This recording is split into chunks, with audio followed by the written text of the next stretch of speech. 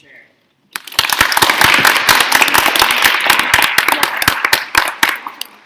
Thank you all. And I'm following orders for once in my life. And I call this House to order and call upon the Reference Secretary to read the minutes of the last public business meeting.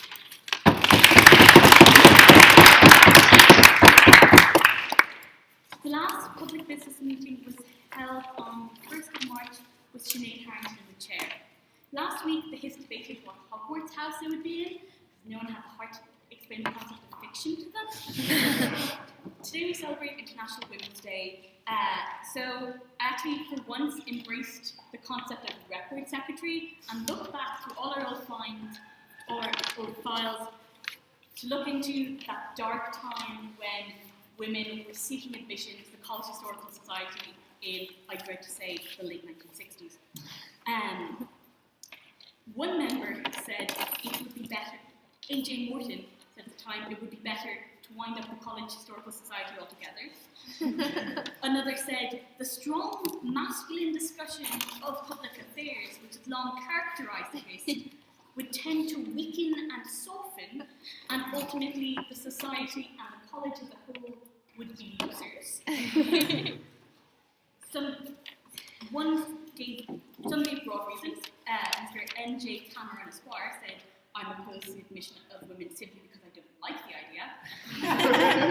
Whereas others gave specific reasons, one pointing to how the bill had already been brought to ruin by the admission of women.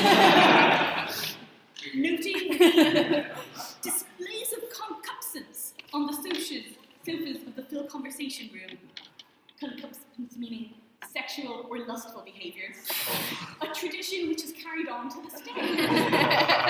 D.A. or Chillingworth, the most antiquated HIS name ever had, told the society in a letter, women were not, as a rule, interested in playing the parliamentary game. I have some experience of bisexual debating, but not much. One member, Keno Hegarty, who went on hunger strike to protest Irish partition, in protest of women not being allowed into the HIS, withdrew his candidacy for auditorship, only to change his mind that evening. He didn't get it. But importantly, women were not passive in this. I would like to read a clipping from the Trinity News in 1968. We are not asking to be members. It was just a plea to be allowed into ordinary meetings. So said June Rogers as she described how her small band of invaders had timed, planned, and carried out their successful assault on the inner sanctum of the HIS during the Jordan Walker debate. The idea was born at 4 p.m. that afternoon, when June received a number of tickets to the event. She went to the Eliz Tea Party and recruited a group of sympathisers. They also secured the services of a member of the HIS, whom they referred somewhat fashionably to as M. Their first task was to find a base in Botany Bay. M persuaded two unknown gentlemen to give them a room. As one of the gentlemen told the ladies, of course you can use our rooms, you're going to the HIS. Little did he know that they were soon to meet again. Plans were finalised, and as the time drew near, the 8 conspirators inched their way, began towards the loo in number 26. Schemes to fuse the lights of the planned June Rogers in the gallery had been abandoned in favour of an assault to be preceded by diversion. Gowned figures rushed by on their way to the HIS as the girls lurked in the darkness. There was a moment of panic when one of the girls stood on Miss Otway Ruthven's milk bottle, but all was well. Then Ellen appeared at the door of the GME and furtively gave the prayer away. Like so many mafia gunmen, the 8 moved in for the kill. 6 of them crept into the field, crouching down behind the HIS members who had overflown out of the debating hall. One man indeed noticed them, but was so surprised that he did not say a word. Meanwhile, the other 2 had infiltrated through the main door and were not noticed for some little time. When they were, shouts of "out" immediately went up. This was the signal for the other 6 to burst in. Like a knife through hot butter, as Miss Rogers put it, in they went. Their plan was to fan out and seek seats or knees. Surprisingly, many men moved up to give them room. June Rogers ran to the committee bench and attempted to speak from there. Despite their subsequent removal, they were all impressed by the order and discipline of the Hits. Their final communique states, "The plan went off excellently. There is not a hitch in organisation." Ladies and gentlemen, I'm actually so proud to be able to address you as an unfunny record secretary. That was an honour hard fought for, and one which we will forever be in debt to, and it's an honour that we have a duty to protect by speaking, by having our voices heard, and by being bitches in the name of discourse. With that, the meeting adjourned.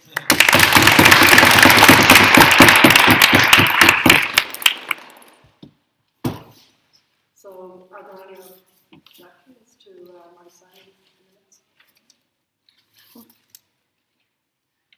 As a true and accurate account of the last public business meeting. I should hope not. Right, will I sign? Yes.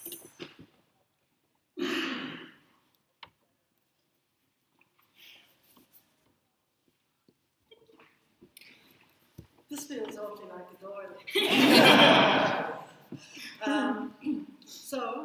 I've signed now, and I want to call upon the auditor to introduce the invited guests. Yeah. Is that me? Yes, I'm also not the auditor, as I'm sure most of you are aware. Our guest tonight is our chair, Joan Burton, who is a Labour Party TD for Dublin West and finance spokesperson for the party. She is also a chartered accountant and was a lecturer in accountancy in the Dublin Institute of Technology prior to her election to All-Ireland. She is a former Minister for Social Protection and leader of the Labour Party and Taoiseach from 2014 to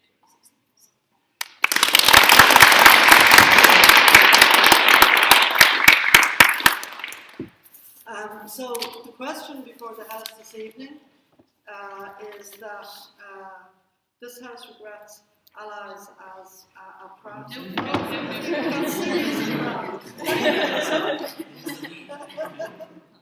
that this House would be a bitch. I don't even know what that means. I do. We'll explain. Right. So I'm going to call on the first person for the proposition, Shubhangi Karmakar.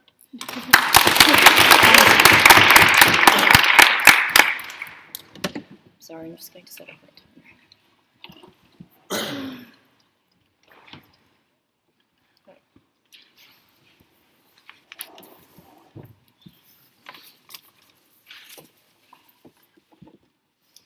Address the House today, Wednesday, to talk about why it's very important to care for yourself. Why it's very important to care for yourself above the interests of people who would have them swear your fealty to them. Above your friends sometimes, above society, above your family if need be, because ultimately at the end of the day, you are not going to get ahead in the world sometimes if you're held back by those people who would call you a bitch for doing the things you need to do. And that is really important because sometimes not getting ahead means not going anywhere, means being stuck in a state of abject lack of privilege, being stuck in a state of complete stagnancy in your life. And being a bitch is sometimes the only reason you have to get up in the day. And being a bitch is sometimes the only reason and the only way you have to overcome that, right? So, what is being a bitch? I think in this debate we need to kind of decouple the title of being a bitch that you get from the things a bitch does. Because when we're being it, right, we're being assertive. We're not having time for toxic people in our lives. We are not giving in to the constant self-doubt and self-criticism people would have you plague yourself with. We are not dumbing ourselves down for people who would have you do that to make themselves feel better. We are taking an active role in the image of ourselves we present to society. We're taking an active role in our contributions to society, and we're taking an active role in claiming credit for the work we do. And on Women's Day today, I've seen thousands of people at that march, every one of them shouting for a cause that will make an infinite number of people come up to you and tell you how you're killing these babies who don't have a choice, right? But at the end of the day, those women may one day be the women who have to travel across the sea to give themselves the protection they need in the world. At the end of the day, even if those women are seen as a bitch by even a single person, they will only have themselves to answer to, and they will be alone in taking care of themselves. And being a bitch facilitates you in doing that, just acknowledging the fact that you are self-reliant. You might have to be self-reliant for the rest of your life, and therefore just getting on with things. And accrediting yourself with the movements you're making and the options you take to live your fullest life is something I would wholly endorse anyone to do. There are people in this room I probably don't agree with. There are people in the world I probably don't agree with. But I think insofar as you have a duty to contribute the fullest version of yourself to society and also fulfill your ambitions, I think it is wholeheartedly necessary that you commit to being a bitch in the most sincerest way. I think it's very important that you go out there and present an unremorseful image of yourself, an unremorseful image of the things that have happened to you, that will happen to you, and the things that you will do to impact this world before you go out of it into the void. I think for that, being a bitch is incredibly necessary. And for the fact that, as we heard from this amazing, recounting of the stories that it has taken for women like us to get into the HIST, for women like us to have our voices heard, I think just for the day that's in it, and for the significance that's in it, for women being called a bitch, for self-asserting to the same extent that anyone else does, I think it's vital for us to have gotten as far as we have. I think it's vital for us to go much, much further from here, as the state clearly needs to do, as most states in the world clearly need to do. I think I wouldn't be in these holes if I hadn't gone, fuck it, I'm gonna be a bitch. I'm gonna move out of a country of abject poverty. Fuck it, I've been called a bitch for 10 years because Brits are just really shit people. I think we can all agree. I'm a Brit. The fact that I can take that as a trophy, take that as a title, and not as a rebuke. The fact that I can take that as an acknowledgement that I'm going in the right direction, that I'm being true to myself, at the expense of people who clearly don't want me at my best, who clearly don't want me as the truest version of myself. I think it is testament to every woman who has ever been called a bitch, for reaching out to get that promotion, for reaching out to enter a sphere where people aren't welcomed.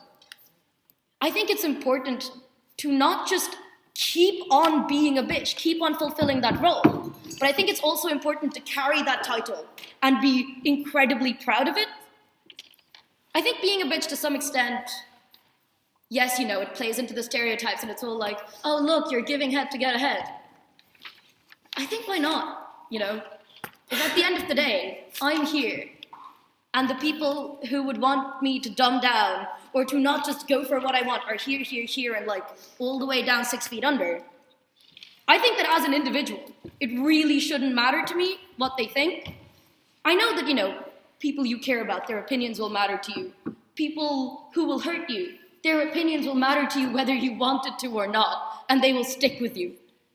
But I strongly implore every woman here, every person here, to carry being a bitch as a stamp of honor in the right direction, in the direction that you want to go in the direction that will make you the most free, the most able to reach your goals, the most able to use your potential to give back to the society, whether they've called you a bitch or not. I think that title it's a title that's very close to my heart. I've kind of grown up with it, and it's something that I wouldn't really give up, because it's gotten me to where I am. And I don't think you realize what you're going to lose until the things you have are in jeopardy. So I strongly implore anyone, if you've ever been called a bitch for getting to like that ambition you don't even dare dream of, because everyone will call you a bitch for it, I strongly implore you all to go for it, because at the end of the day, you have yourself to hold to account. You have yourself to like celebrate your highs with and commiserate your lows with. No one will ever feel the way you do at the times you do about the things you care about. So don't let their opinions stop you. Thank you very much.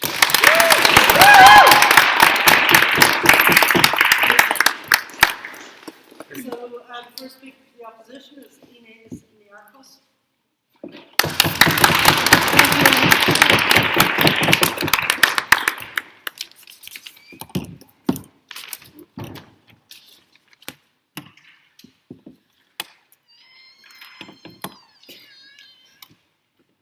Sorry, I just need to put my time in.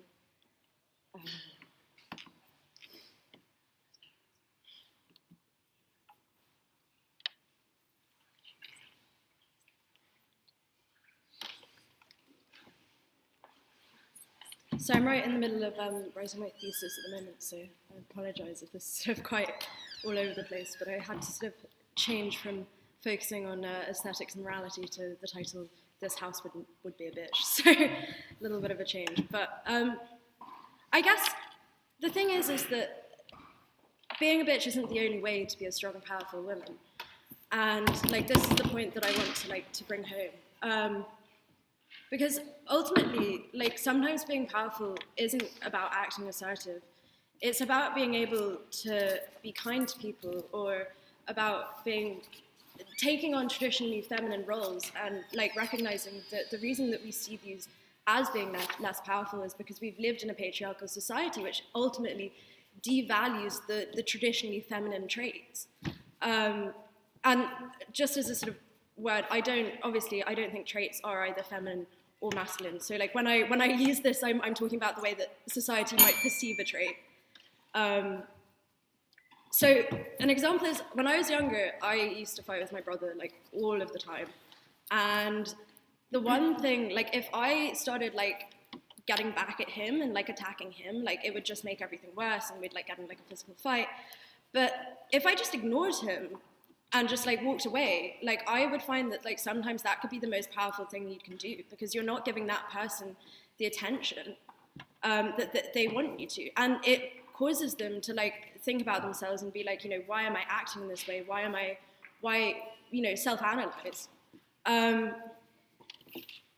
So there are, of course, sometimes cases where you should be a bitch, and I think that's really important. But I think that ultimately we should be questioning the society which calls women bitches, as opposed to deciding that we are bitches. And I think that we need to deconstruct these roles and look at them and question why we might feel bad about feeling this way, or why we might feel bad about being kind. So yeah, I guess kind of this is also a defense of being kind. I think that now more than ever, there's a huge argument for kindness in this world. And we live in a world which is growing increasingly darker, a world where a man like Donald Trump can be in power. And the problem is that I think that, again, yeah, I won't deny the fact that obviously women have been called bitches for centuries for acting in ways that ultimately, like, men have been able to act. Like, they've been called a bitch for acting assertive. But it doesn't mean that we have to act in that way in order to, we don't have to become like, not become like men, but we don't have to act in a masculine way in order to do this. And ultimately, sometimes it can be very powerful to be kind to people. So I guess my main point is the degradation of the feminine. Being kind and being caring has been seen for centuries to be somehow lesser than being assertive. And surprise, surprise, it's also been seen as a feminine trait. But I want to give you an example. So like I'm wearing trousers like right now, and none of the men in this room are wearing skirts. Well, I can't see if you guys are wearing skirts, but like none of you are. And the thing is like, it's okay for me to wear trousers because it's okay for me to aspire to want to be masculine. But for a man to wear a skirt, I mean, this is a really stupid example, but like, you know, for a man to wear a skirt, he would be degrading himself. He would be taking on a trait that has traditionally been seen as feminine. And I think this is the reason why we look at these roles this way. Here, here. So this is the question that I'm asking. It's like, why is being a bitch? And this isn't a perfect analogy, because also women, as much as they might act in masculine ways, then also get shot down for doing that, and then they get called bossy, they get called being a bitch. So what women need to do is, and I think that this is really important, is that in no matter what way that they act, they need to show that it doesn't matter, and that women are powerful, no matter whether they're a bitch, no matter whether they're kind. And because if you're saying that all women should be bitches, which is kind of strawmanning the opposition a tiny bit, but I think that you're implicitly saying that male traits are something that we should aspire to. And I'm not talking about this in an essentialist way. So ultimately, we need to look at women, and we need to understand that women themselves are able to act in whichever way they want to, and that they shouldn't get told that they're wrong for acting kind, or they shouldn't get told that they're wrong for acting as a bitch. And ultimately, I think the best way to deconstruct the patriarchy is that they act authentically themselves. And so it doesn't matter whether you're a bitch or you're being kind or you're being sugar, spice, and everything nice. You can be everything at the same time, and there shouldn't be this dichotomy between, either you're strong and you're powerful, or, you're kind and you're degrading yourself. And I think that it's important to tell women to stand up for themselves, but it's also important to tell women that they can stand up for themselves in whatever way they want to. And it's important also to teach men as well that being kind is not something that is degrading, that it's not something that they shouldn't act like. And we should really ultimately get rid of these gender roles that we have in society, which teach us that we should act in one way or we should act in another way. So I guess ultimately my argument revolves around the notion that the best way to turn patriarchal society on its head is to show that women can be strong no matter what way they act. Women may express this through kindness, they may express this through bitchiness, they can express this however, but kindness isn't weak, being bitchy isn't unfeminine, and ultimately women should be able to act however they want. And I beg you to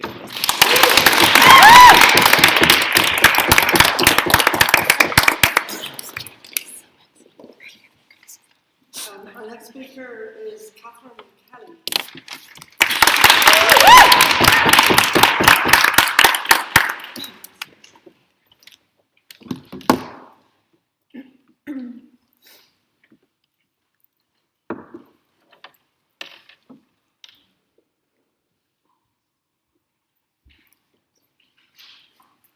What is it to be a bitch? It's a word. It's a socially constructed idea. I'm a bitch. I'm a bitch when I tell a man no, I don't want to date him. I'm a bitch when I'm too ambitious and I have ideas. I'm a bitch when I'm in a group project with men and I say, this is where I see this going and this is what I think we should do. I'm a bitch when I think my voice matters enough to rise above and when I forget my place. I'm a bitch when I think men should have to speak to listen to me, right?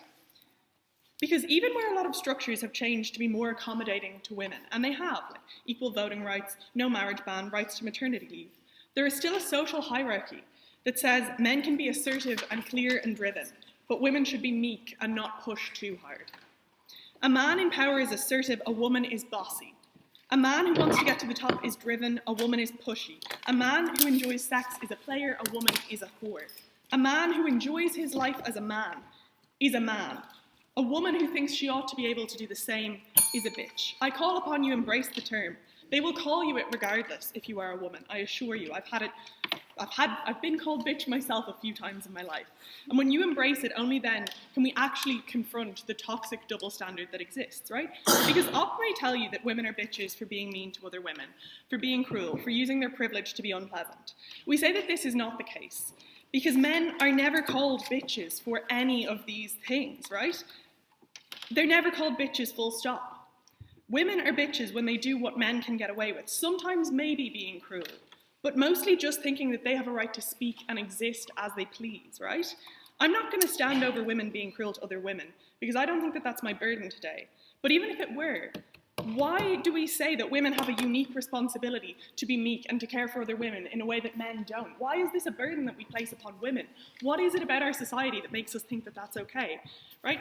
Because all powerful women are called bitches in some circle, right? This is just a word that's used about them. And I think that the best way that we actually deconstruct a society that thinks that's an okay way to treat women is to push it, is to embrace it, is to say, yeah, I'm a bitch. What are you going to do about it? Is to be bold, is to be driven within that. And I'll be the first to say that, like, I don't think that men do everything right. Heck, I think sometimes men don't do anything right. And I don't think that, like, all women should have to be this same, like, assertive woman who has, like, adopted many of the traits of, like, powerful men. But within the structures that exist, the only women who are actually allowed are those who are quiet. It is always a challenge for them to do anything outside of this. And I'm not going to say that, like, women must be silent and speak only when spoken to in the society that we have today. Like, we've progressed a little bit beyond this. It's subtler, and for that reason, it's harder to dissect. But think of all the women who you were told to look up to when you were young, by the media, by your parents, by teachers. For me, these were always relatively quiet women who had a variety of hobbies, who were relatively civically engaged, but always in a non-threatening way. They were women who existed within this dichotomy of respectable women read quiet and respectable men read assertive, right? This is what I was taught to emulate, and I'm pretty assertive, like, for a woman. Like, the dichotomy makes it harder for women to get into positions of power because the women who speak loudly, who feel they have a right to hear their voices over a man's, are rude, they're pushy, they're loud. They are not the women who we are taught to respect, right? Because women who are outspoken like this have always been called bitches throughout our life, right? So they're pushed out of the discourse because they're just loud, they're liberal, they're wild. They're these wacky, wild women, right? As a woman, I always feel like my opinion might not be the right one in conversations about international politics. I don't write my thoughts on economics, even though I study it, right? I will always stand quietly while these conversations happen, not because I don't have thoughts, not even because the men in these conversations tell me that my thoughts are invalid, but because the social norm that exists says that the opinion of a man is probably more valid than my own. Because they were praised for thinking that they had a right to hear their own voices loud and clear, while I was busy being called a bitch by men who didn't understand why I felt so entitled to hear my voice over theirs. I think that the only way that we challenge this norm is to aggressively protest it. Refuse to be quiet or meek. Speak, be bossy, be pushy, be loud, right? Be all the things that men can get away with, and do not apologise for it. To be a bitch is to feel entitled to your place at the table, right? It's to say, I can't exist within this social hierarchy that entrenches male privilege. It's to say, this structure that you've created wherein I must be this respectable woman who only speaks when she's allowed to, does not work for me. It's to selfishly say, I deserve space and I'm going to take it and I don't care how that makes you feel. I think we need to eliminate this norm that says quiet woman, loud man. I think we need to eliminate the structure that preferences traits associated with men over those associated with women, as Inez has talked about. I think you eliminate this structure, at the point at which you push it to its limits, where women are daring to be loud and to be proud of it and to push and to demand change and to demand respect. Women are 50% of the population. We need to expose this norm that says women are bitches if they have opinions and protest it. I think that by embodying this character, we do that. We show that society accepts men for being this way and rejects women for that very same thing. This prompts people to actually think, why is this the case? It's because we live in a society that allows men all the traits necessary for their success and says that these are the traits that are necessary for success. And yet it shames women for embodying those very same things, right? This exposes the harm. Once you can see that this is the way that the world works, once you can see that all of the women, right, who have these opinions that you might agree with are called bitches for upholding that opinion, you can see that maybe there's something flawed within this system, that we say women should act this way if they're to get change, but when they do act this way, we shame them, right? To embody this bitch is to challenge it aggressively. Why does this help quiet women, the kind who may be more passive characters? In exposing the dichotomy, you expose the harm of having loud men being preferenced purely by virtue of being the loudest, purely by virtue of being the ones who think that they have this right? We can then say, look, this system was never made to allow even the women it respects, even the women who it says are respectable, even the women who are quiet enough to actually progress within it.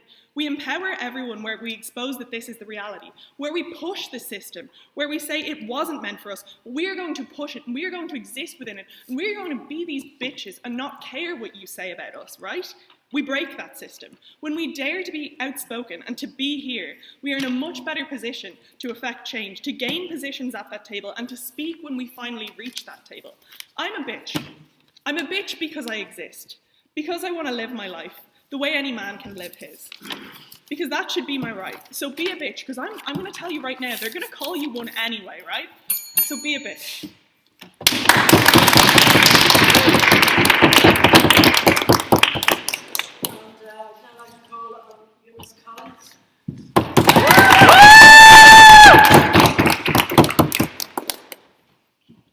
Hi guys.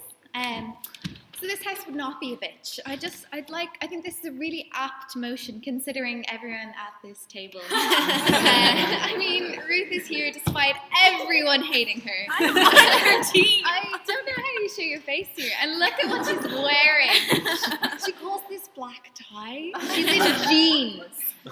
Like, that's a horrible way to address anyone. And I know you're laughing because obviously you don't want anyone to speak that way about each other. But that's what bitchiness is. It's attacking people individually, attacking how they look because you feel insecure. It's being aggressive towards people. It's bringing each other down. And it's what women do to each other mostly. The proposition is saying that it's how men reinforce the patriarchy. But really, it's how women take each other down because we see each other as threats.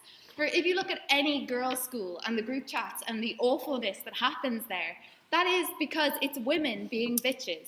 And that is why it is those examples prove to us that it is a terrible thing that we should not strive towards. I hate being bitched about. I hate the passive aggression. I hate that atmosphere of being mean and ruthless, of being bossy and manipulative. I hate arguments where everyone gangs up on each other and sends each other screenshots and just makes it impossible for people to speak to each other rationally and calmly. And I think that calmness, that peacefulness, that tranquility and caring is actually quite a feminine trait. And as Inez was saying, we don't need to become these more masculine, more aggressive people in order to be happy, in order to succeed. We can actually do it with our own strengths, our own traits, our own non-bitchy traits. And when women on the other side decide that they're going to be bitches, it's not just that they're making that decision for themselves, because they're creating an atmosphere for everyone. It's not like you can just opt in, I'll just be, I won't be a bitch, but everyone around me will be, because that toxic atmosphere feeds into you, it affects you, and they don't just work in a vacuum. You're actually all connected. You're not an island. And if instead of saying that men can be aggressive and women should be silent, or women have to become like men and become aggressive, we should just say we should all just respect each other. We should all just have manners. We should all just not say mean things about each other to our faces or behind our backs. I disagree with Catherine's implication that only women are called bitches, because men, particularly men who play into a sort of gay stereotype, are called bitches as well. Men who are seen as weak are called bitches. People say he's my bitch, and that kind of insult. And men who are loud, pushy, aggressive, they are also criticised, perhaps not as much, but it still happens. And I think especially when we're in an all-female debate, we have to acknowledge that men have struggles as well.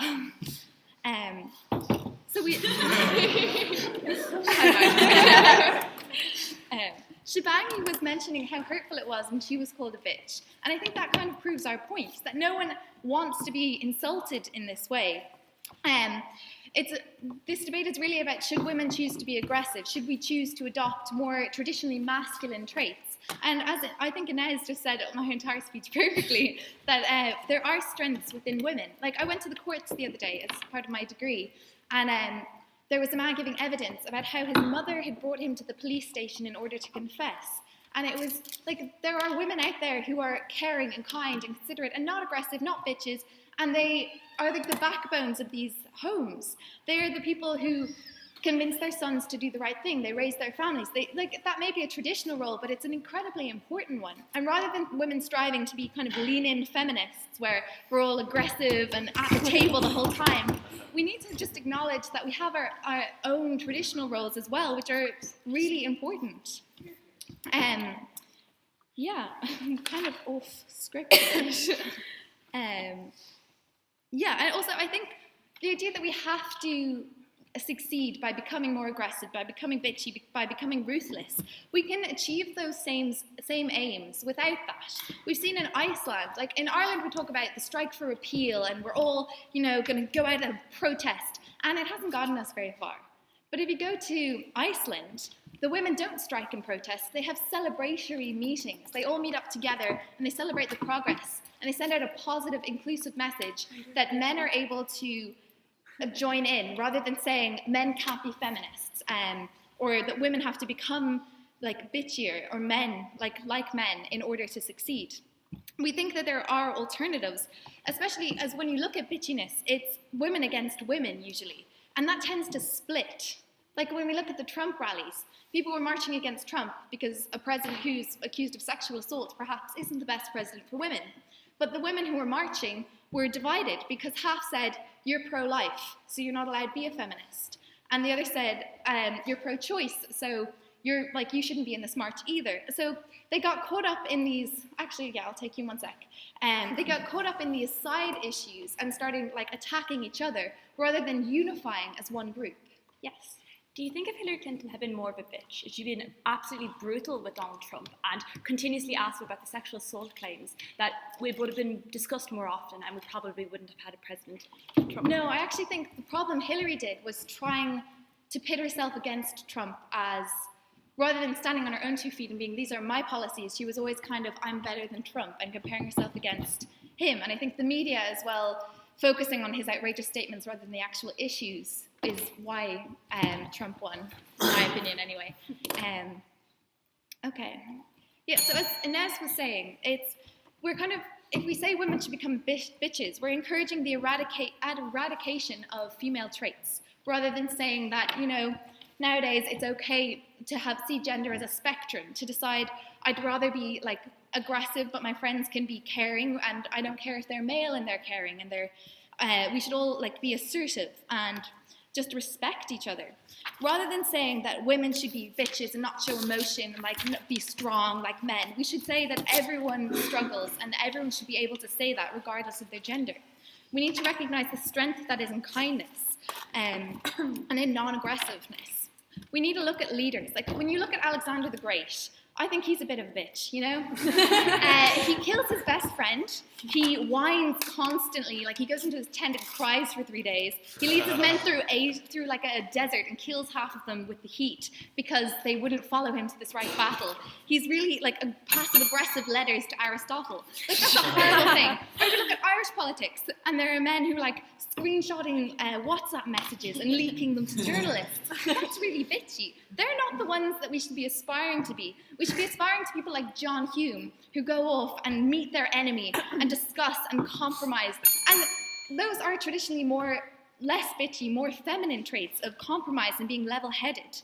And those are the kind of things, that kind of peaceful protest, that dialogue, rather than doom threads and bitchy Facebook comments. Those are the things that we should be aiming for. Thank you.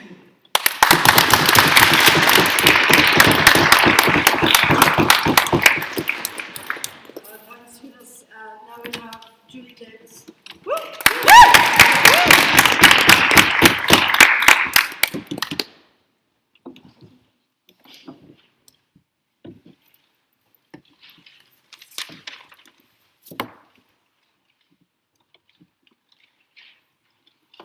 Madam Speaker, the description of bitchiness that we get from Up is unsurprisingly narrow and quite tilted their way. The nasty comments and the talking behind your back that Eunice talks about isn't being bitchy, it's being cruel. We have a term for that already. Moreover, it's also something that men do, as if we can credit men as doing it as well. Bitch is specifically a gendered term. It is one that we use exclusively for women. And even when Eunice says that it can also be used for men, it is always in a derogatory derivative of women. She talks about Alexander the Great being whiny and complaining. Those are traits that we attribute to women. When it is used as an insult that you are being a woman. Bitch is when you act in a way as a woman that we would generally credit men for being great for. I'm going to talk about a little bit of rebuttal and I'll get on to my 2 points. So Inez says that there is a beauty in feminist traits and being kind and saying nothing when you could have shouted. The problem with this is that the patriarchal society that we live in thrives in this non-aggression of women. You see, because it means there's no payback for the actions that they do. It is easier for them to pass them up for promotion at the point at which they don't say anything. They stay quiet. It is easier to get away with offensive remarks at the point at which they know women won't take it on and they'll be silent. When we act as a bitch, when we actually go against this and we call them out, what we do is we spin this on our head. We tell the society that we will not stand for these actions. Okay, also, what Inez also says, sorry, it was a great speech, is that women should act the way that they want. And we totally agree with this. But the thing is that we think this only happens at the point at which we can show society that we can act in both ways, that we can be kind and quiet, but we can also be a bitch, that we are multifaceted individuals. Right, so the idea of considering others and being kind and how it is used as a constraint to women and rather than help. So the most common argument that we get for being a bitch is that you're putting yourself forward, that women should always look to others as a group and they should always consider others and not put themselves forward in the self-interest. In times of difficulty, we should consider the solidarity of women. And this sounds reasonable at first, but the problem is that, when women act in this way and they act kind, they think others, it is a trap that society has set for them to keep them behind. Why? Because we're engraved from a young age that we should always think as women of others before ourselves. Family, our siblings, our boyfriend. We tell women, you shouldn't be too loud in class because you'll intimidate the other boys. You shouldn't work full time because of the impact it has on your children. You should always consider others in your actions. We think that women are obliged to consider others in a way that men just never are. We think that when we are kind, we think of other people. Like as if I'll take you in a second, nobody tells boys to consider girls when they talk over them. No one tells men to consider their children when they go after work to the pub. But we do this to women. We live in a world where society presumes that women should think of others and put themselves last. They should be kind, yes. Do you not think that it would be better to teach men to be kind rather than to teach? No, because I think what happens is, we think that women and men should be allowed to think of themselves. They should like to be selfish and get what they would like, and something that they are interested in. We think when you decide to be a bitch, when you decide to say, screw this, and screw what everyone else thinks of what they want, I'm putting myself forward, you get to think of yourself. You get to go to college despite the fact that your boyfriend doesn't want you too far away from home. You get to go to work despite what, people say about, maternity leave after you have a child. You get to get that caramel cream frappuccino, despite what all the haters say about being a basic bitch drink. Okay? You get to live the life that you want to live because you don't let the constraints of other people stop you. When you focus on being nice, when you focus on being considerate of others, when you think of everybody else, you don't get any of these things. You always put others before yourself, and we think that's rubbish. And if I have to take on the name of bitch to live the life I want, to get the caramel frappuccino that I want, to get the college degree, if I have to call myself a bitch, to be able to put my hand up and say that my point isn't important and it shouldn't be spoken over, then I'm happy to do that. Because we think that women have a right to be selfish and they have a right to focus on themselves. So, okay, secondly, we also think that when you call yourself a bitch, people's opinions don't have power of you anymore. This is really important because when women who are bitches and who identify themselves as being so, they don't care what other people think because they put themselves first. It doesn't impact them because they are focusing on themselves and they're being selfish. We think this is specifically important because women as a group are always raised to care about what other people think far too much, okay? It's how we sell them things they just don't need. We tell you people are going to care about your pores and therefore you should get a primer even though they don't mean anything. It's how we market to them. We tell them that how people view them is important. External perceptions define you as a person. And this is why women are more sensitive to failure than men. Because the stakes are higher at the point at which we tell women that how everyone views you matters. And if you make one mistake, that completely defines you and everyone will view you as a failure. That what other people say matters and therefore you can't mess up. And the problem with this is that when women are raised with this, and they often are, it's completely suffocating. As Sheryl Sandberg, the woman after Lean In, says, fear is at the root of so many women's barriers. Women are less likely to apply for positions unless they feel they're 100% qualified, as opposed to men who will only do it if they're 60%. This is really important.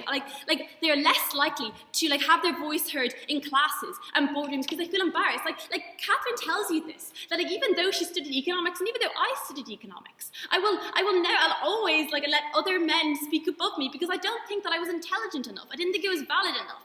But like they also say, we say no to opportunities we would have otherwise taken because we're worried about what other people say. But when I decide to be a bitch, I don't care what they say. It doesn't mean anything to me because I focus on myself. I can shrug all that on. The constraint that we hold on women no longer holds power at the point at which we devalue it. Like so you can say that I'm crap. You can say that I'm bossy. I'm overrated. I don't understand economics, but I no longer care when I'm a bitch because it doesn't hold any weight to me, and I can live my life. This means that women are far more likely to get what they want and go for what they want. They go for opportunities they were too worried to because the worry doesn't matter anymore. They go for things they didn't think they were qualified for because the fear of being unqualified no longer matters when we don't care about what people think. We think that like none of the things that held you back beforehand, that hold you back on up, when you think of other people, when you are quiet, when you are considerate, when you think and you care, then none of those happen when you call yourself a bitch. We think that women are at their best, they achieve their best, when they're not limited, when they're not constrained, when they're not frightened. We think at the point at which you say, like, fuck it, I don't care what anyone else thinks. I only care what matters to me, and I think it's legitimate for me to only care about myself and what matters to me. We say you are free, and you are free to do what's best. And you are free from the nonsense constraints that society and men and everyone puts on you. And for those reasons, I'm incredibly proud to propose.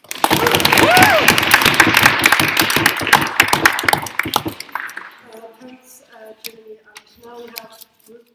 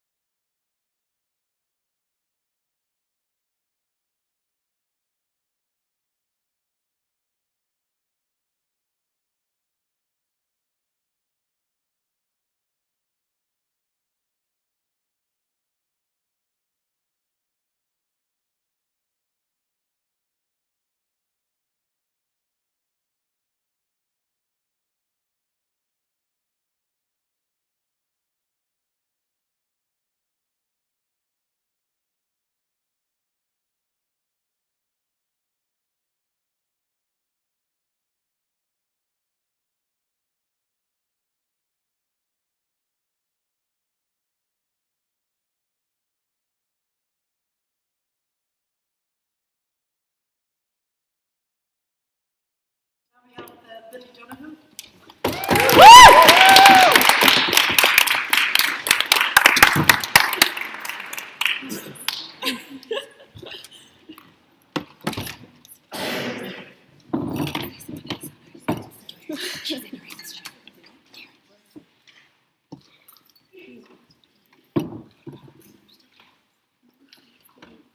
So while I love Ruth and I love her bitchiness and all that kind of stuff, the majority of her speech is that you shouldn't force. So while being bitchy is fun and if it's who you are, you shouldn't force people into doing it.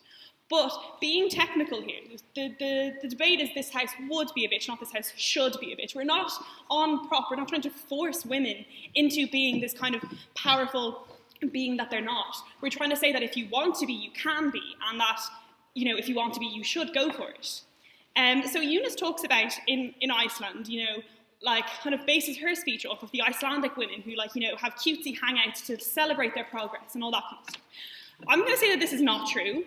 So on October 24th in 1975, so the Icelandic women went on strike to demonstrate the indispensable work that they do for the economy and for society. They protested wage discrepancy and the unfair employment practices.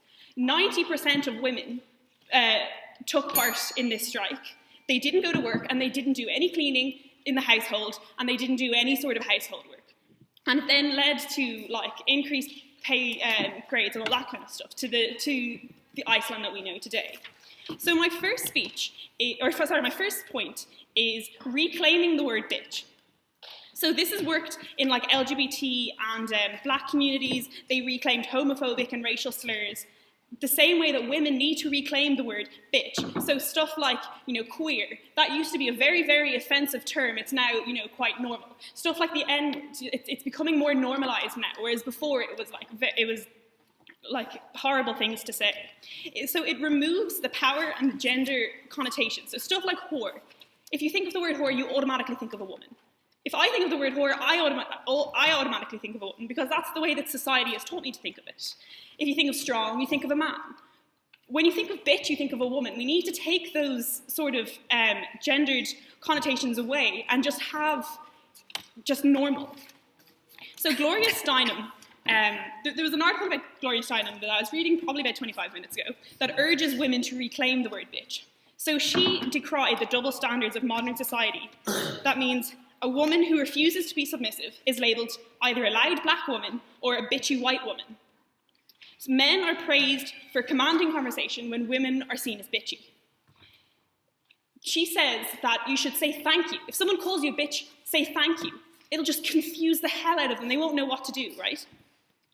So men are seen as bitchy when they take over your business.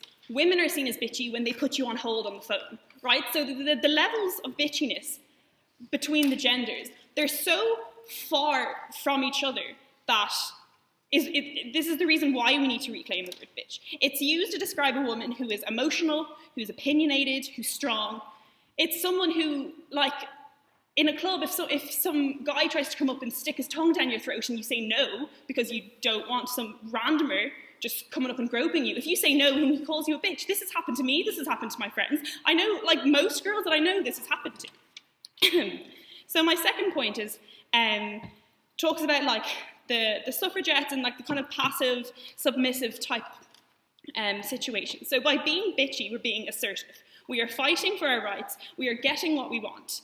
Not being bitchy and not being assertive ends up with women being seen as the lesser sex with no rights. So the suffragettes were bitches, right? At one point, they were violent. They were doing all crazy stuff, like setting fires and stuff. Now, we are taught to look at them as heroes. They are warriors. They fought for women's rights. They got women the vote. They got us to where we are today. They may have, started riots. They burned some post offices. They did graffiti. They attacked politicians. They heckled politicians. Theresa Garnett punched Churchill in the face and called him a brute. They did crazy violent stuff. But they are the heroes of women's rights. They are the people that we teach our children to look up to. Rosa Parks not moving on the bus when she was told to Like, there's no transcript of what happens. I'm pretty sure she was probably called a bitch. But she is also seen as someone that we should look up to. By being bitchy, we are arguing that women should not automatically be passive simply because of her sex. Right? So I read this article that was called 27 Reasons Why I Choose to Be a Bitch and Will Never Apologize for It. Maybe in a minute. I'm not going to read all 27 reasons because I actually don't have enough time, but I can read some of them. So right, one of them is I refuse to lie just because you can't hear the truth. This is described as why should you ask the question and expect me to lie? If you can't hear the answer, if you can't face the truth, why should you ask the question? Me giving you the cold hard truth, why should that make me a bitch? It just makes me honest. I don't need your approval. I only need my own. I may need my boyfriend's at some point because I love him, but I would rather be hated for who I am than liked for who I'm not. So I'm not going to be super nice just because you're super sensitive, right? I have no problem calling you out on your bullshit. How are you supposed to know when you're wrong if someone like me doesn't tell you that you're wrong? Maybe you should just thank me for pointing out your wrongness. Don't know if that's a word or not. And I don't care what you have to say. If I wanted to know, I would ask. It's probably still kind of going on now. I've been here for over a year and I still get bitchy comments being oh, you don't even go here and fun stuff like that. And I'll say something in passing and then I'll hear some sort of not bitch, but sort of along the lines underneath their breath. And I'd be like, okay, well, if I wanted your opinion, I would have asked you, right? So all I'm trying to say is that, so we're not aspiring to be masculine and we're not aspiring to have masculine traits. We're aspiring for words like strong, for words like opinionated, for words like powerful, to not be associated with men. We want it to be associated with all genders. So, I mean, while we want you to be bitches, maybe don't be petty bitch level like the Phil, but be bitchy enough, you know? And beg you to propose, thank you. Thank you. And our final speaker is Darren O'Brien.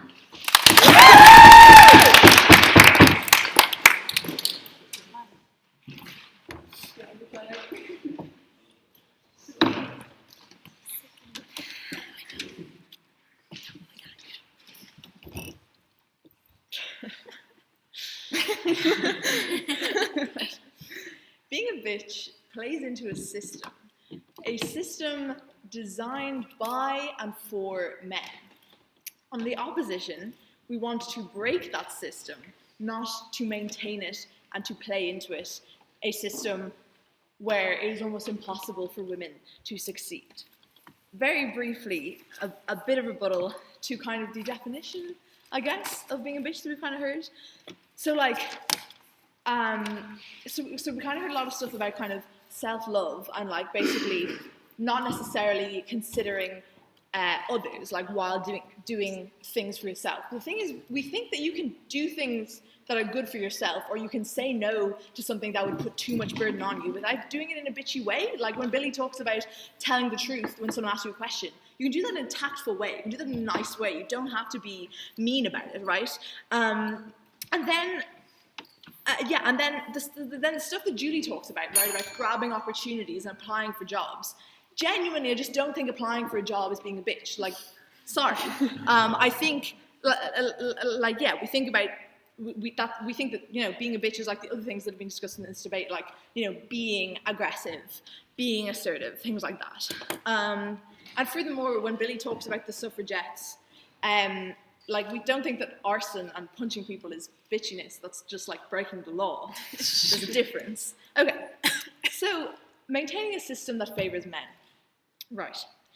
Because under the current business and political system, right, to get ahead, you need certain traits that everyone has acknowledged here in this debate, things like talking over other people, things like pushing to get your voice ahead. And everyone in this debate has conceded that typically men are socialized in that way to be aggressive and assertive, and women are socialized in the other way to be more meek, right? And we agree with Ruth that this motion implies that you as an individual are choosing to be a bitch, that probably suggests that you aren't naturally a bitch. So as Ruth says, we think that because of this socialization, it's often very difficult for women to constantly maintain this sort of persona, because like it is extremely draining to have to go into work from 9 to 5 every single day and act in a way that you aren't naturally, and like act in a way that you possibly find like unpleasant to yourself because you've been socialized to not want to be like that, right? So we think that it's a very, very difficult thing to do for yourself. So we think that the thing is, yes, as the proposition says, the system is gamed so that people with masculine traits find it easier to succeed, find it easier to get ahead. But the thing is, when women do try to be like that, like, they don't succeed either, okay? Because, like, Julie asks what would have happened, like, Julie basically says that Hillary Clinton would have won the presidency if she had been more bitchy. Like, that's just patently untrue, right? She already got called a nasty woman by Donald Trump, and she lost the election, okay? If she had been more bitchy, if she had been nastier, that just plays into that stereotype that makes more men hate her, and it makes more women who don't like bitches hate her as well, okay? That's when you lose elections. We think that's when you lose the favor of your co-workers, right? When you are constantly talking over them and being aggressive to them, okay? Like, we don't think that that's actually a particularly good way for women to get ahead because of this, because of two things. Because the socialization is hard for women to do, but when they do it, because people are socialized to not think women should be that way, those women can't even get ahead in that way, right? So the better thing to do is to not play into those standards that automatically favor men, that automatically means that men are always going to succeed more than women. The thing that you need to do is to break away from that, right? So we think, like, to break away to a system where you don't have to be bitchy to get ahead, where you can just be yourself, okay? We think the bitchiness, as well as has been discussed, hurts other women, okay? Because in the struggle to the top, you have to climb over other women, you have to talk over other women, because no, they're easier to talk over than other men. So you're much more likely to actually just talk over other women, to steal other women's ideas, to turn into that man that you hate in the board meeting. That becomes you, okay? Because you have to do it to be aggressive, right? So we think that principally that's just horrific for, like, as in, how are we supposed to get change to raise women up when women aren't even a united force? We think that it's principally, like, abhorrent for, an oppressed group who are trying to succeed to hurt other members of that group. Because we think that women should be nice to women because other people aren't nice to women, okay? But we think that it hurts other women in that scramble to the top when you are a bitch. Rather, you should help other women, right? So, like, if, things that are suggested, like if another woman suggests an idea and a man takes the credit, you should point out kindly and nicely that it was actually the other woman, right? Or things like having women form networking clubs so that they can all help each other to get to the top without having to be, like, aggressive in a way that is unnatural for them in a board meeting, right? We think that when enough people do this, when enough people stop trying to be bitchy and climbing over each other to try to play into that standard that has been set by men and to try to be like men, right? We think that that's when you're actually going to get change, where, like, all types of women and also all types of men who aren't naturally aggressive, who aren't necessarily naturally aggressive as well, are then able to progress without having to play into the stereotype and this standard that typically advantages men. So because we don't want men to succeed all the time, and because we want to break those standards, and because we want to raise other women up rather than hurting them, please oppose.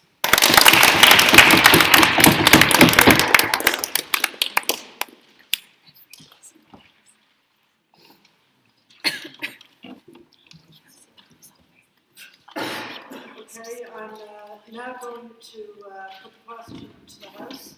On the motion, this House would be a bitch. All those in favour?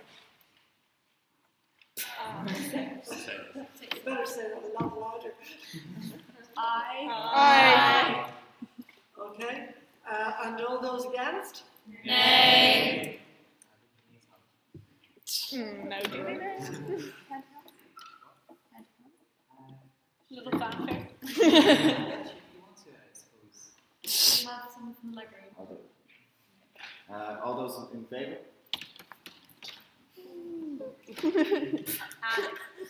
Oh, and Shabangi. Okay, and all those And the against? on men. Wait, what's the number? No. Yeah, I think that.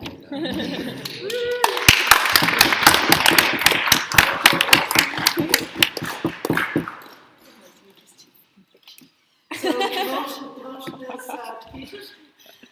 So congratulations to the opposers. And I think at this point, do I say a few words? Right. Well, listen, congratulations first of all to all the speakers. I enjoyed it. You were witty, you were funny, you were powerful.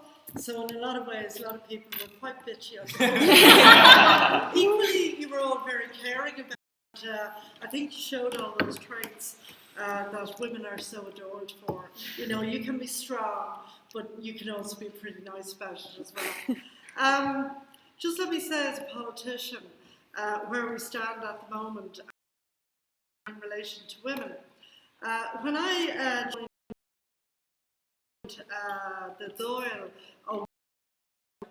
and that particular year, a lot of women were elected, far more than in any previous Dáil. So it was a record number, and it just about hit 20%. So it was a great step forward. The photographs taken when Ivana Bacik from Trinity had a session inviting all of the women who had ever been in the Dáil and the Seanad since independence and who are still alive. And there was a special session to allow everybody, all the women, to sit in the Dáil. It didn't actually cover half of the Dáil space. And there's a photograph of that.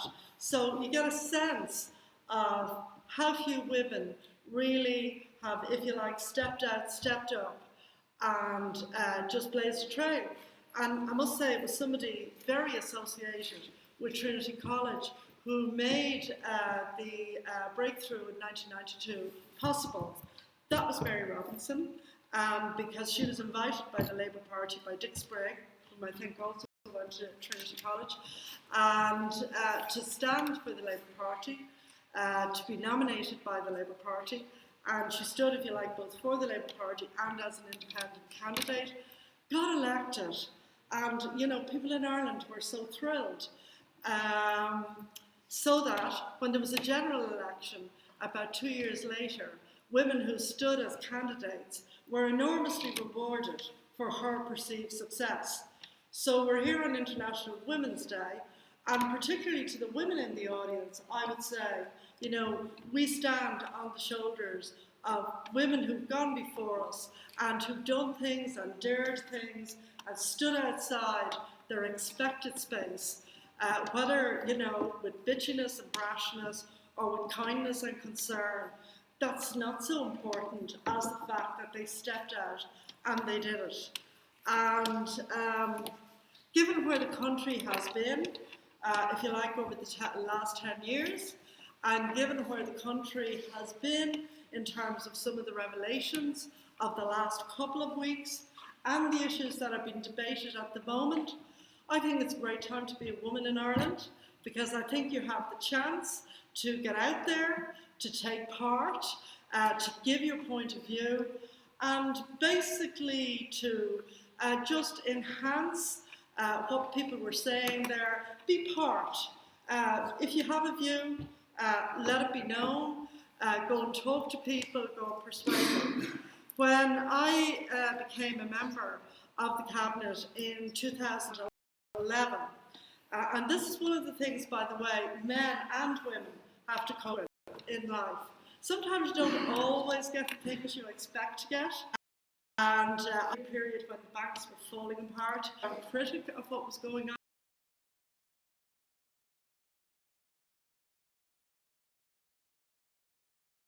I was expected to do was to be a finance minister, but that didn't happen, and I'm not going to go into the ins and outs of it. But on the spur of the moment, I had to make up my mind to me, or do I walk away now? And I decided to accept the oil next week or the week after, and suddenly there were no men. People were going, but where are the men? Probably.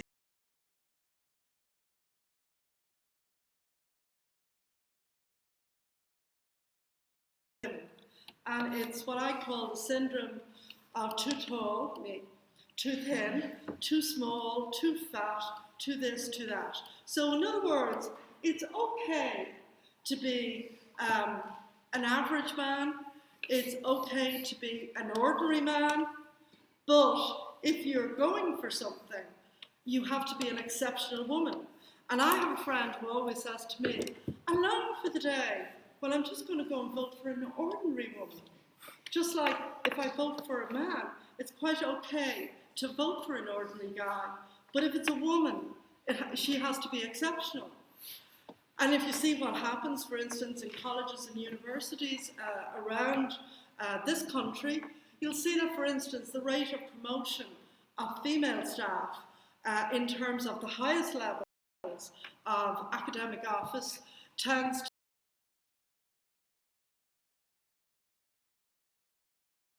stupid. That's not really possible, sure it's not. But it's one of those things where we're in a society where we have come a journey. You were talking about the suffragettes there, but we still have a journey to go. And I think if you think about the celebrations of 1916 last year, I mean, the fact is that one of the things that emerged in the celebrations and the commemorations around 1916 was that there was this whole very large group of women who had been heavily involved, but, you know, being honest, how many people, either in primary school or secondary school, heard of most of them? Whereas almost everybody would have known that there were signatories of the proclamation, and probably, you know, maybe some people could have named them all, but most people would have known that they were all men. So, you know, when we look at the challenges that lie ahead in terms of Irish society, for a lot of people, in my own case, I was thinking tonight, I would have been one of the people scholarship, and in fact, I owe a lot to Trinity College, which I didn't attend because I had a very inspired teacher when I was in secondary school who said to me, you should go to college. And I applied for a scholarship.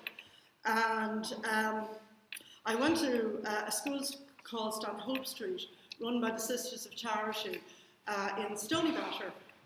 And the nuns wouldn't sign the form for Trinity. And guess what? I didn't know enough to know that that didn't matter a damn. I thought when they said they had to sign it, and almost all the time, because there had been a ban on Catholics attending Trinity. And, you know, you look back, so I went to UCD instead, so it's all their fault. What you're told, think about it, and if you have a view of it, go for it. I noticed the references, and if you like, the anguish around Trump versus Hillary. And all I can think is one of the debates, I don't know if people saw it, where Trump's walking around the room and he's kind of stalking her behind her and emoting. And I remember at the time keep thinking, why don't you turn around and just hit him?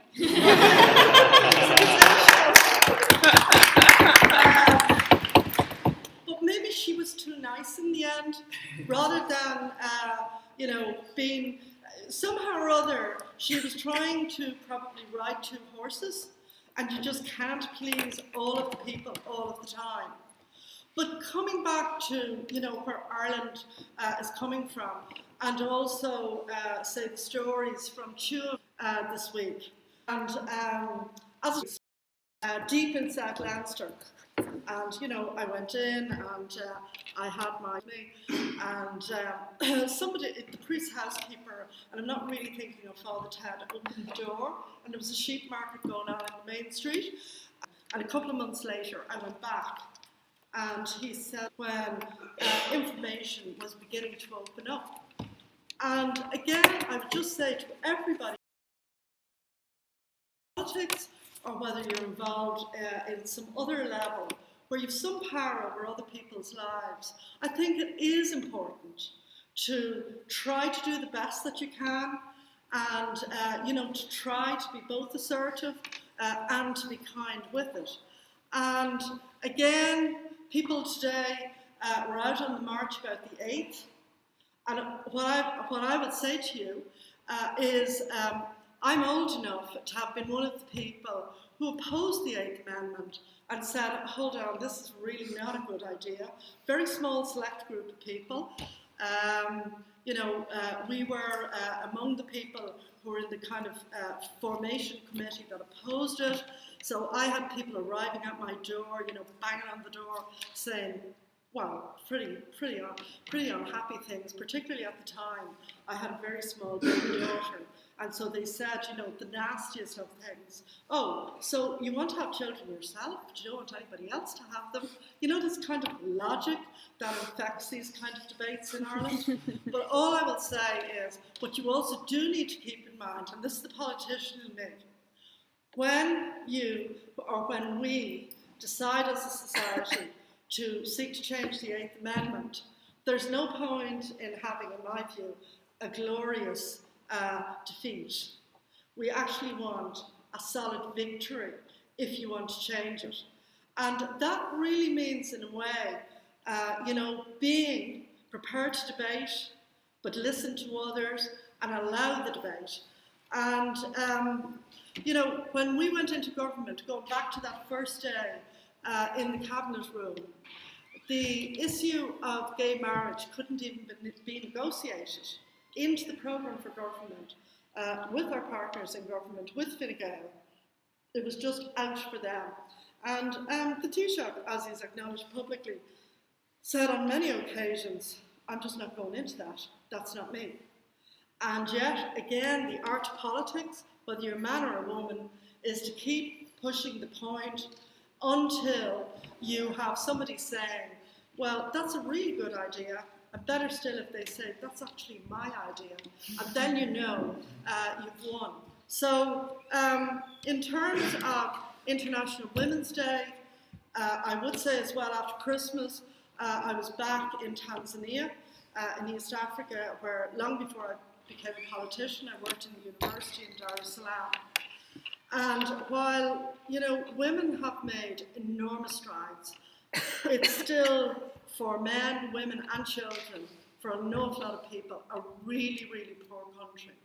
So you're talking about issues around girls being married off very young, girls then who have a baby early on in an early marriage. If something goes wrong and the baby dies and they themselves are damaged, essentially they're ostracised and shunned. And one of the things that Irish Aid is doing is to, where people have really serious problems following you know, a lot of difficulties with pregnancy, to actually have an operation which doesn't cost an awful lot and which will allow them to pick their lives up again. So if you take where that's at now, it's a thing called, for any of you who are medical students or studying in terms of science, called fistula, where on a difficult delivery, probably the baby dies, in most cases the baby dies, and because there isn't provision for cesarean, what happens is the woman is badly damaged, and if she is, her husband doesn't want her, and her society doesn't want her. And one of the things that can be done is that, you know, with various things, it's possible to fix that and just change it. So, you know, I think in talking about progress for women, and I'm looking at the photo of Malala there, you just have to It has to be about Ireland, but it also has to be, I think, about women right throughout the world and about a sense of fellowship. I also think as well, you know, and I suppose the essence of being a bad bitch is to really undermine other women in a really nasty way, whether that's their appearance, their voice, if you're Marion Rosenstock, or basically to make rubbish of them. And, you know, that's where I think the unkindness comes. And very often the person who's perpetrated that, not only is it damaging to the other woman, but it's not particularly often helpful to the woman who's done it. So great to see you all, and congratulations to everybody who spoke. My daughter texted me to say that she was, what, the correspondence secretary or something like that, around 2000, 2001. And she says to say hello to you all.